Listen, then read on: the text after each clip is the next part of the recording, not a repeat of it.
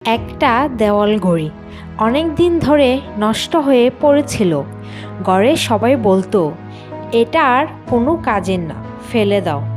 একদিন এক ছোট ছেলে ঘড়িটার দিকে তাকিয়ে বলল, ঘড়িটা নষ্ট হতে পারে, কিন্তু দিনে 2 বার ঠিক সময় দেখায়।